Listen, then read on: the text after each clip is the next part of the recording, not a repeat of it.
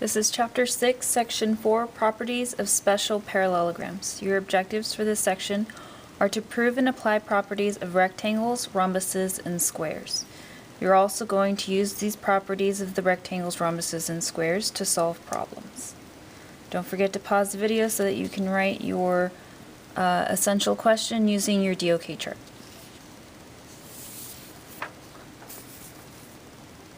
Your first two theorems are properties of rectangles.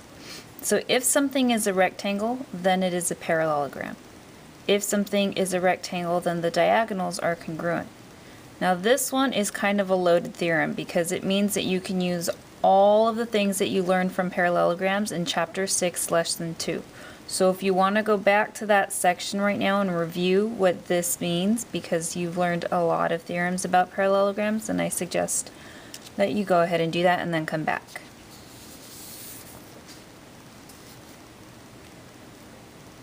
So this first example asks you to find HM with this small segment there, and it tells you that a woodworker constructs a rectangular picture frame so that JK is 50, this section here is 50, and JL is 86.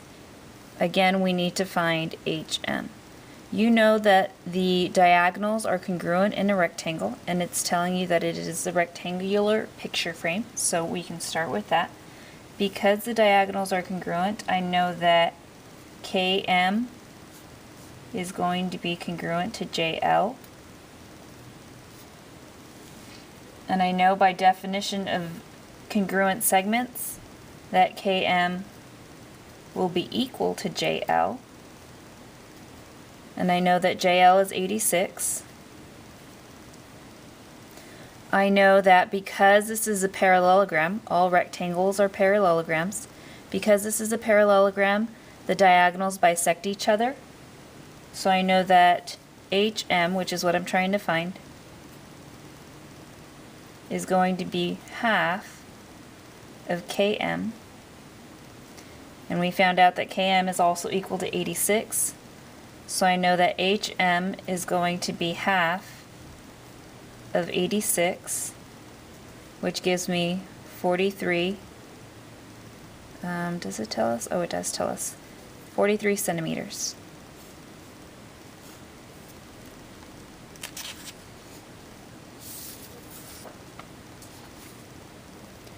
So 3 more theorems. This is talking particularly about rhombuses.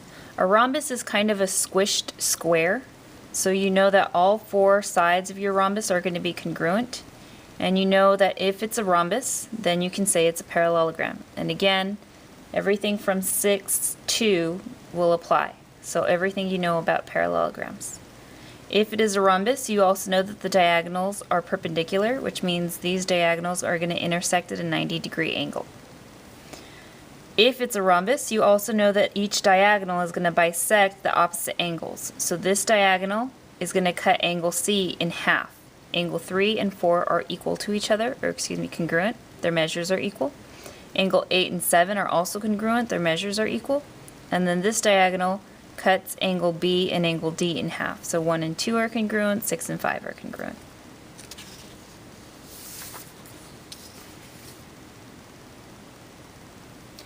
For this example, they give us TVWX is a rhombus. So this shape here is a rhombus. And we need to find TV. TV is this side here. Because it's a rhombus, we know that WV and XT are going to be the exact same length. So I can say that 3B plus 4 is going to equal 13B minus 9. And then I can solve for the letter B. So if I add 3B to both sides and add 9 to both sides so I can isolate my variable, I get 10B over here is going to equal 13. Divide both sides by 10, I end up getting B is equal to 1.3. Now I didn't need to find B, I needed to find the distance from T to V. I know that TX is going to be equal to TV, again, because it's a rhombus. Rhombuses are like squished squares, so all of the sides are going to be equal to each other. So I know that TV is going to equal XT, and I know that XT is 3B plus 4.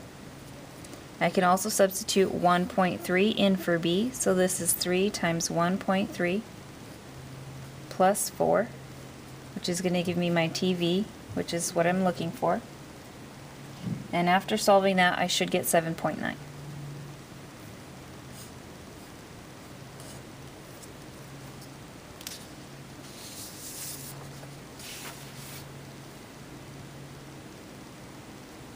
All right, example 2b. Again, we have the same rhombus. Now we need to find the measure of angle VTZ. VTZ. So we're looking for this one right here. We know that these two are the same, but that's not enough information for us to figure out what it is.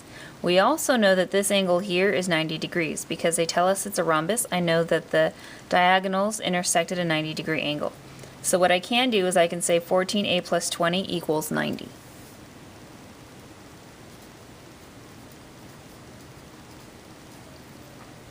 And then I can solve for a, and I end up getting, you subtract 20 from both sides, then divide by 14. I end up getting a equals 5, which again is not what I'm looking for, but I can use this 5 to substitute into that value there, and once I find angle XTZ, I can then say that it's the same as VTZ because the diagonals bisect the angles. So I substitute 5 for a. That gives me 5 times 5 minus 5, which is XTZ. XTZ. And if I multiply the 5s and then subtract 5, I end up getting 20. 20 is angle XTZ, and we said that angle XTZ was the same as VTZ, so angle VTZ is equal to 20 degrees.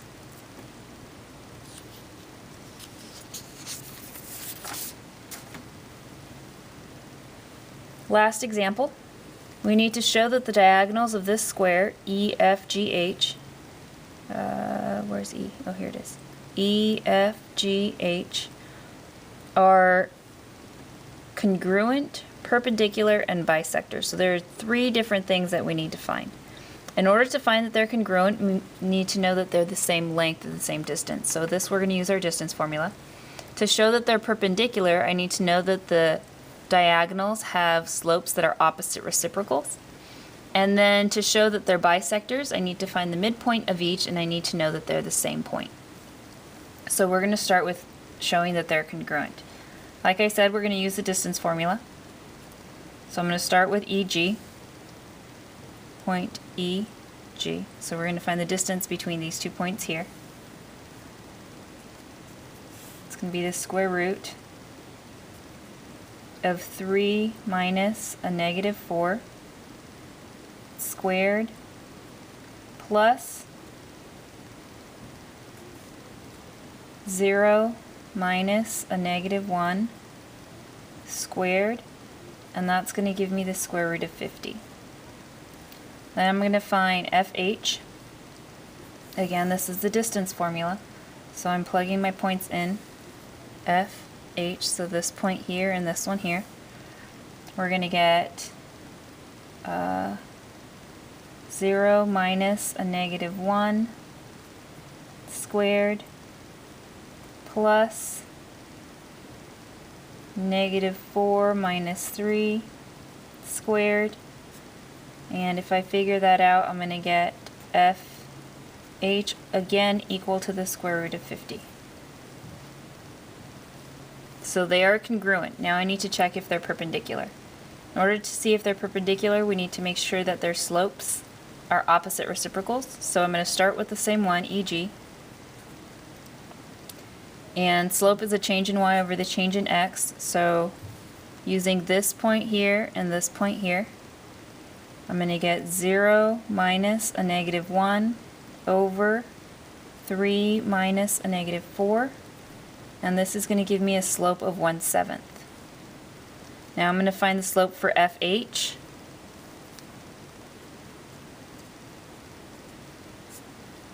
Again, the change in y over the change in x, so that's negative 4 minus 3 over 0 minus a negative 1, which ends up giving me a negative 7 over 1, or just a negative 7. These slopes are opposite reciprocals, so that means that my two segments here are perpendicular. So we've decided that, or we've shown that they're congruent. We've shown that they're perpendicular. Now we need to show that they're bisectors. And using the midpoint formula, we're going to figure that out. So I'm going to find the midpoint for EG first. Then the midpoint formula, we add our x's and our y's and we divide by 2. So I get, again, using EG, negative 4 plus 3 over 2.